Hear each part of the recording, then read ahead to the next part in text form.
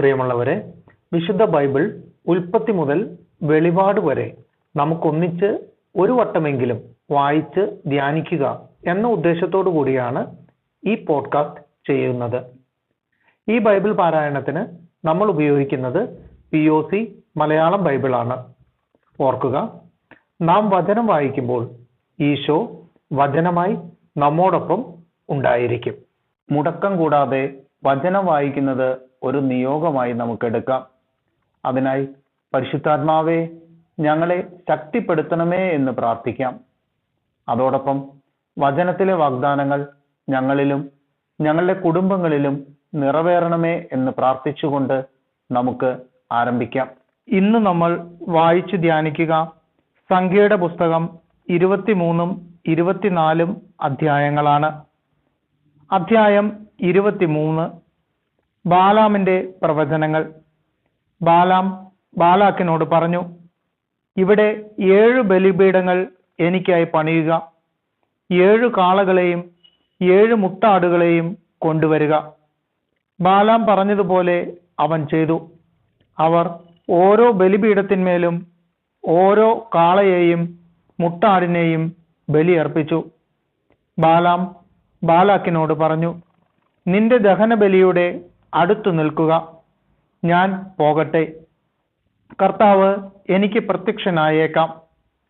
അവിടുന്ന് എനിക്ക് വെളിപ്പെടുത്തുന്നതെല്ലാം ഞാൻ നിന്നെ അറിയിക്കാം. ഇത് പറഞ്ഞതിന് ശേഷം അവൻ ഉയർന്ന ഒരു സ്ഥലത്തേക്ക് പോയി. ദൈവം ബാലാമിന് പ്രത്യക്ഷനായി. ബാലാം അവിടത്തോട് പറഞ്ഞു, ഞാൻ 7 ബലിപീഠങ്ങൾ തയ്യാറാക്കി. ഓരോന്നിലും ഓരോ കാളയെയും മുട്ടാടിനെയും ബലിയർപ്പിച്ചു. കർത്താവ് ബാലാമിനോട് തന്റെ സന്ദേശം അറിയിച്ചുകൊണ്ട് കൽപ്പിച്ചു, ബാലാക്കിന്റെ അടുക്കലേക്ക് മടങ്ങിച്ചെന്ന് പറയുക. ബാലാം ബാലാക്കിന്റെ അടുത്തു ചെന്നു. അപ്പോൾ ബാലാക്കും മൊവാബിലെ പ്രഭുക്കന്മാരും ദഹനബലിയുടെ അരികിൽ നിൽക്കുകയായിരുന്നു. ബാലാം പ്രവചിച്ചു പറഞ്ഞു, ആരാമിൽ നിന്ന് ബാലാക്ക് എന്നെ കൊണ്ടുവന്നു. മൊവാബ് രാജാവ് പൗരസ്ത്യഗിരികളിൽ നിന്ന് എന്നെ വരുത്തി. യാക്കോബിനെ എനിക്ക് വേണ്ടി ശപിക്കുക, ഇസ്രായേലിനെ ഭർത്തിക്കുക. ദൈവം ശപിക്കാത്തവനെ ഞാൻ എങ്ങനെ ശപിക്കും? കർത്താവ് ഭർത്തിക്കാത്തവനെ ഞാൻ എങ്ങനെ ഭർത്തിക്കും? പാറക്കെട്ടുകളിൽ നിന്ന് ഞാൻ അവനെ കാണുന്നു, മലമുകളിൽ നിന്ന് ഞാൻ അവനെ നിരീക്ഷിക്കുന്നു. വേറിട്ട് പാർക്കുന്ന ഒരു ജനം, ജനതകളോട് ഇടകലരാത്ത ഒരു ജനം. യാക്കോബിന്റെ ധൂളിയെ എണ്ണാൻ ആർക്ക് കഴിയും? ഇസ്രായേലിന്റെ ജനസഞ്ചയത്തെ ആര് തിട്ടപ്പെടുത്തും? നീതിമാന്റെ മരണം ഞാൻ കൈവരിക്കട്ടെ, എന്റെ അന്ത്യം അവൻ്റേതുപോലെയാകട്ടെ. ബാലാക്ക് ബാലാമിനോട് ചോദിച്ചു, നീ എന്നോട് എന്താണ് ഈ ചെയ്തത്? എന്റെ ശത്രുക്കളെ ശപിക്കാൻ ഞാൻ നിന്നെ കൊണ്ടുവന്നു, എന്നാൽ നീ അവരെ അനുഗ്രഹിച്ചു. അവൻ പ്രതിവചിച്ചു, കർത്താവ് തോന്നിക്കുന്ന വചനം ഞാൻ സംസാരിക്കേണ്ടായോ? ബാലാക്ക് അവനോട് പറഞ്ഞു, എന്റെ കൂടെ മറ്റൊരു സ്ഥലത്തേക്ക് വരിക, അവിടെ നിന്ന് നിനക്ക് അവരെ കാണാം. ഏറ്റവും അടുത്തു നിൽക്കുന്നവരെ മാത്രം കണ്ടാൽ മതി, എല്ലാവരെയും കാണേണ്ട. അവിടെ നിന്ന് എനിക്ക് വേണ്ടി അവരെ ശപിക്കുക. അവൻ ബാലാമിനെ സോഫിം വയലിൽ പിസ്ഗ മലയിലേക്ക് കൊണ്ടുപോയി. അവിടെ 7 ബലിപീഠങ്ങൾ നിർമ്മിച്ചു. ഓരോന്നിലും ഓരോ കാളയെയും മുട്ടാടിനെയും ബലിയർപ്പിച്ചു. ബാലാം ബാലാക്കിനോട് പറഞ്ഞു, നിന്റെ ദഹനബലിയുടെ അരികിൽ നിൽക്കുക, ഞാൻ പോയി കർത്താവിനെ കാണട്ടെ. കർത്താവ് ബാലാമിന് പ്രത്യക്ഷപ്പെട്ടു. അവന്റെ നാവിൽ വചനം നിക്ഷേപിച്ചുകൊണ്ട് പറഞ്ഞു, ബാലാക്കിന്റെ അടുത്ത് മടങ്ങിച്ചെന്ന് പറയുക.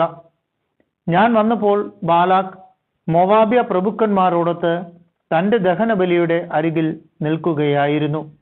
ബാലാക്ക് അവനോട് ചോദിച്ചു, കർത്താവ് എന്താണ് അരുൾ ചെയ്തത്?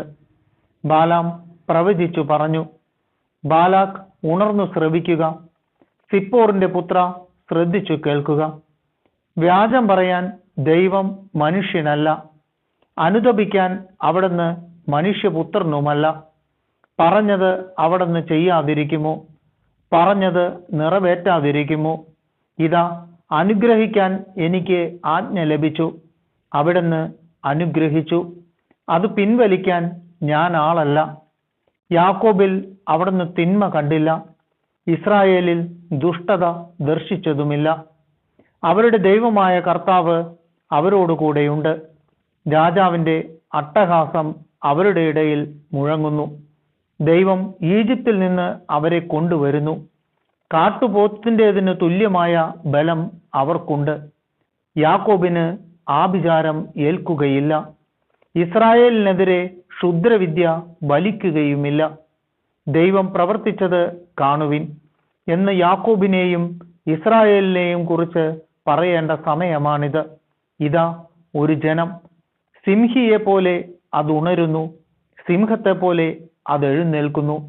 ഇരയെ വിഴങ്ങാതെ അത് കിടക്കുകയില്ല, രക്തം കുടിക്കാതെ അടങ്ങുകയുമില്ല. ബാലാക്ക് ബാലാമിനോട് പറഞ്ഞു, നീ അവരെ ശപിക്കുകയും വേണ്ട, അനുഗ്രഹിക്കുകയും വേണ്ട. ബാലാം പറഞ്ഞു, കർത്താവ് കൽപ്പിക്കുന്നതെല്ലാം ചെയ്യേണ്ടതുണ്ടെന്ന് ഞാൻ പറഞ്ഞില്ലേ?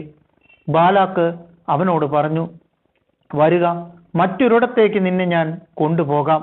അവിടെ നിന്ന് അവരെ ശപിക്കാൻ കർത്താവ് സമ്മതിച്ചേക്കും. യെഷിമോണിനെതിരെയുള്ള പെയോർ മലമുകളിലേക്ക് ബാലാമിനെ അവൻ കൊണ്ടുപോയി. ബാലാം അവനോട് പറഞ്ഞു, ഇവിടെ എനിക്ക് 7 ബലിപീഠങ്ങൾ നിർമ്മിച്ച് 7 കാളകളെയും 7 മുട്ടാടിനെയും കൊണ്ടുവരിക. ബാലാം പറഞ്ഞതുപോലെ അവൻ ചെയ്തു. ഓരോ ബലിപീഠത്തിന്മേലും ഓരോ കാളയെയും മുട്ടാടിനെയും ബലി അർപ്പിച്ചു. അധ്യായം 24. ഇസ്രായേലിനെ അനുഗ്രഹിക്കുന്നത് കർത്താവിന് പ്രസാദകരമെന്ന് മനസ്സിലാക്കിയപ്പോൾ മുൻ അവസരങ്ങളിൽ ചെയ്തതുപോലെ ശകുനം നോക്കാൻ പോകാതെ ബാലാം മരുഭൂമിയിലേക്ക് മുഖം തിരിച്ചു നിന്നു. അവൻ കണ്ണുകൾ ഉയർത്തി ഗോത്രങ്ങൾ അനുസരിച്ച് ഇസ്രായേൽ പാളയമടിച്ചിരിക്കുന്നത് കണ്ടു. ദൈവത്തിന്റെ ആത്മാവ് അവന്റെ മേൽ ആവസിച്ചു. അവൻ പ്രവചിച്ചു പറഞ്ഞു. ബയോറിന്റെ മകൻ ബാലാമിന്റെ പ്രവചനം, ദർശനം ലഭിച്ചവന്റെ പ്രവചനം, ദൈവത്തിന്റെ വാക്കുകൾ ശ്രവിച്ചവൻ, സർവശക്തനിൽ നിന്ന് ദർശനം സിദ്ധിച്ചവൻ, തുറന്ന കണ്ണുകളോടെ സമാധിയിൽ ലയിച്ചവൻ പ്രവചിക്കുന്നു. യാക്കോബേ, നിന്റെ കൂടാരങ്ങൾ എത്ര മനോഹരം! ഇസ്രായേലേ, നിന്റെ പാളയങ്ങളും! വിശാലമായ താഴ്വര പോലെയാണവ, നദീതീരത്തെ ഉദ്യാനങ്ങൾ പോലെയും, കർത്താവ് നട്ട കാരകിൽ നിര പോലെയും, നീർച്ചാലിനരികെയുള്ള ദേവദാരു പോലെയും. അവന്റെ ഭരണികളിൽ നിന്ന് വെള്ളം കവിഞ്ഞൊഴുകും, വിത്തുകൾക്ക് സമൃദ്ധമായി ജലം ലഭിക്കും. അവന്റെ രാജാവ് അഗാഗിനേക്കാൾ ഉന്നതനായിരിക്കും, അവന്റെ രാജ്യം മഹത്വമണിയും. ദൈവം ഈജിപ്തിൽ നിന്ന് അവനെ കൊണ്ടുവന്നു. അവന് കാട്ടുപോത്തിന്റെ കരുത്തുണ്ട്. ശത്രുജനതകളെ അവൻ സംഹരിക്കും, അവരുടെ അസ്ഥികൾ അവൻ തകർക്കും. അവന്റെ അസ്ത്രങ്ങൾ അവരെ പിളർക്കും.